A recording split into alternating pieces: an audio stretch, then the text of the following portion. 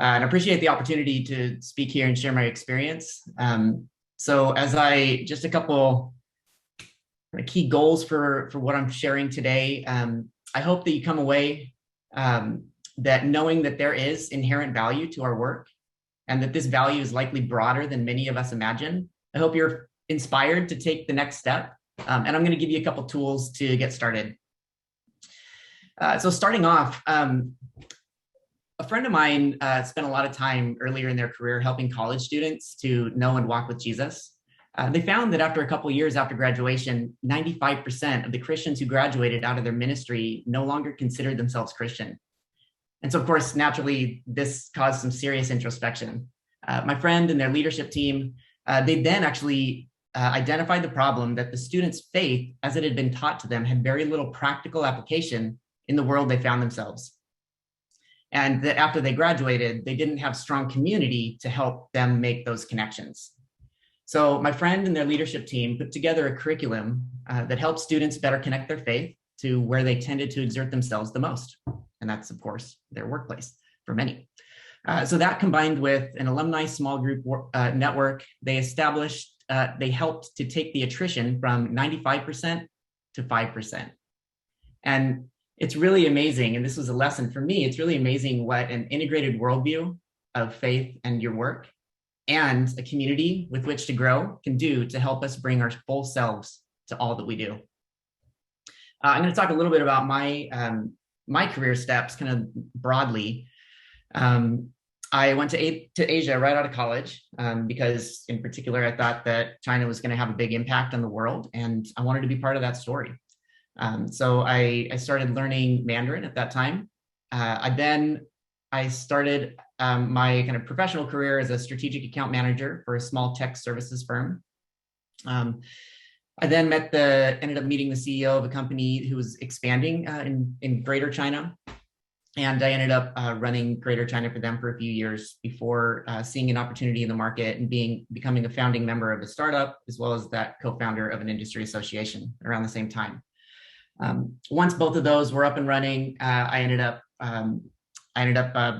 family and I packed up and we moved back to the US, and we ended up landing in the Silicon Valley office of a wonderful company called Slalom, where I'm the director of client service focused on our largest tech client in the Valley. Before I move on, I do want to say that anything I'm talking about here is my own personal viewpoint and not the viewpoint of Slalom.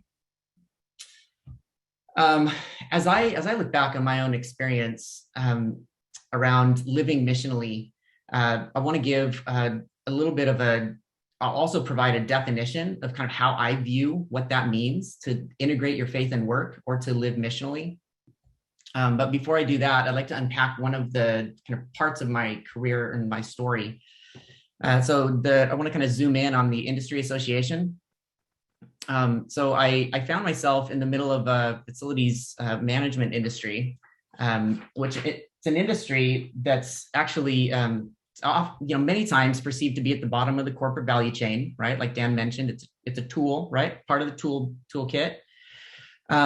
And the general sentiment from some of those in the industry was, well, my parents are ashamed that I didn't get into a more prestigious university and that I didn't get a better job. Now, that's not common. That's not necessarily always the case. It is a fantastic industry, but there tended to be some disengagement. There tended to be some isolation and even some sense of pessimism. And given my experience helping people to attribute value to their work, I wondered if it had to be like that. So I also wondered what this industry would be like if the fall never happened. Again, what Alex mentioned is one of my favorite questions. And what I mean by that is if Adam and Eve, instead of disobeying God in the garden, resulting in all of creation being tainted with the deforming effects of sin, if rather they had obeyed God and continued from the garden to build layer upon layer of culture and society, what would the facilities management industry be like? So that question was the impetus for me to gather a group of friends within the industry to see if we couldn't create a place to elevate the profession while helping people find the meaning inherent in their work. So I kind of had a vision for what the industry could be like. And I envisioned that it could efficiently support human flourishing by providing the productivity of those, by improving the productivity of those using the spaces, whether that's the tech companies we served or any other type of facility. And I thought that it ought to fiscally be optimizing capital, right? So the capital investments and the operating budgets should be good stewards of those, while also reducing the impact on the environment by, again, being better stewards and more sustainably managing our energy and waste. And again, for those in the industry, I hope that they could understand the meaning and dignity inherent in their work as stewards of these amazing spaces. And it just so happened that there wasn't an industry association or a group that pulled together folks who were in the title of facility manager at the time. And so some friends and I decided to actually pull together and establish this association. And it was really fantastic. We started off in one small place. I mean, it was a large city, but we started off with just one small chapter, and then that ended up getting expanded to a number of other chapters throughout the country. And that was, for me, just personally, that was where I felt called to be. And that was one of the areas that I felt called to make an impact at that time. So I want to take a half step back and talk a little bit about some general principles about living missionally. And so, of course, we want to start with the Bible. So if I look at Jeremiah 28 and 29, when the Israelites found themselves in Babylon, God tells them to seek the welfare of the city where I have sent you into exile, and pray for the Lord on its behalf, for in its welfare you will find your welfare. So God calls us to be the best citizens of whatever city we find ourselves in. And I believe that living missionally goes beyond what many people typically think of, such as evangelism, for example. I believe living missionally is acting on the knowledge that God is renewing all things, starting with our hearts, and that he is actively calling us to join him in his renewing work by providing glimpses of the new heavens and new earth that may reveal God's character and draw people towards him even now. I know that's a mouthful. I'm actually gonna ask one of the hosts to actually paste that text, if they haven't already, into the chat, so you have that. Thank you. So as I'm going, you can feel free to kind of reflect back on that. So part of that, the tail end of that was so that it may reveal God's character and draw people towards him even now. So what do we know about God's character? Well, we know a lot about it, some of which is that God cares about all people with a particular empathy and focus for the hungry, the sick, the disabled, the oppressed, the poor, the brokenhearted, the weak. And we know he values relationships. And we know he's also a maker, living in the Silicon Valley, and a wife who's an industrial designer. He's very creative and he enjoys making beautiful things.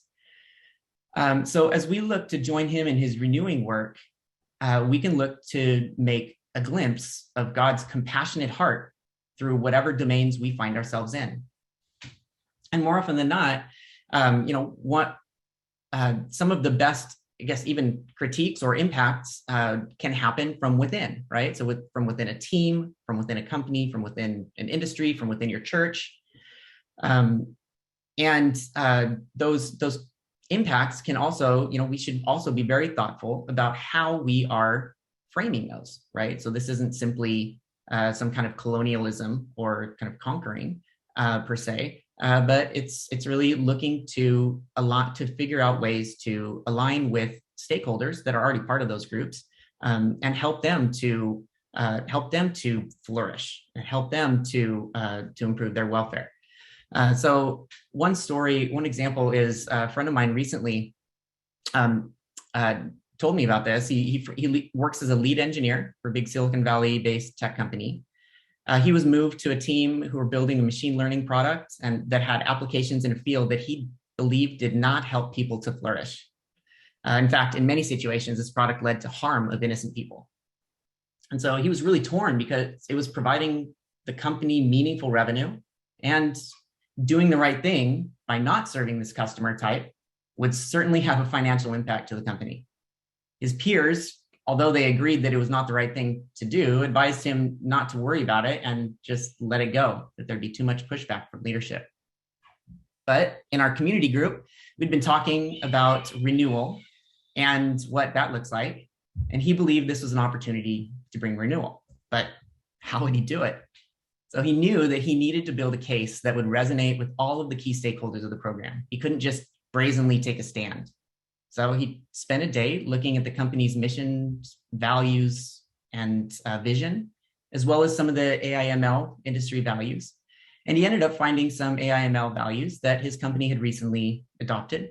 And when he presented his proposal to stop supporting this particular use case, there was no pushback. All right, so maybe we're not somebody in the technology industry. Maybe we are, maybe we're not in the Silicon Valley, maybe we're somewhere else. So where do we start? Here's some questions to start thinking about. This isn't comprehensive, but it's just a place to start. And it's really to help create some space for the Holy Spirit to work in our hearts and our minds. And so one way to think about the new heavens and the new earth is by a question. Imagine if the fall never happened and all of creation wasn't impacted and time continued today. What would that look like? Would we have cities? Would we have commerce? Would there be an advertising industry? Would we need to search for things? How would we connect with friends on the other side of the world? Would we have need for devices? So now, how does that compare to our world we see today? And which parts might God be prompting me in my role, in my company, on my team, in my industry, to pull into this world as glimpses of the kingdom come? As I think about an industry, I also think about one of my other friends is a therapist and a comedian. In fact, he won the Best Comedian in Asia award a few years ago. At one point, he really struggled with whether he should continue in comedy because a lot of the content he heard tended to tear people down instead of build them up. And so he formulated a vision for the industry. He said, stand-up is a powerful tool for reminding others of their precious humanity. It can heal wounds and traumas through laughter. Comedy can even bring down the powers of violence, secrecy, and oppression via narrative and emotional truth. And by Drew's stand-up, he's giving others a vision of another possible existence, one that heals instead of wounds, and one that points towards God, the ultimate healer. So I'm going to leave us with an amazing way to scale is through organizations. And so fast forward for me today as working within a technology consultancy, my mission is to help our clients most authentically live out their corporate mission. What vision do they have for themselves? And how can we help them to get there? And so I'm going to remind us again that living missionally, it's acting based on the knowledge that God is renewing all things, starting with our hearts, and that he is actively calling us to join him in his renewing work by providing glimpses of the new heavens and new earth that may reveal God's character and draw people towards him even now. And if you want one more thing, I'm sorry, I'm way over time now, aren't I? Okay, one more thing, we'll post a self-assessment. There's a 10-question self-assessment that we'll just post here in the chat. And if you want to just go through that, you can get a sense of where you are with your integration of faith and work.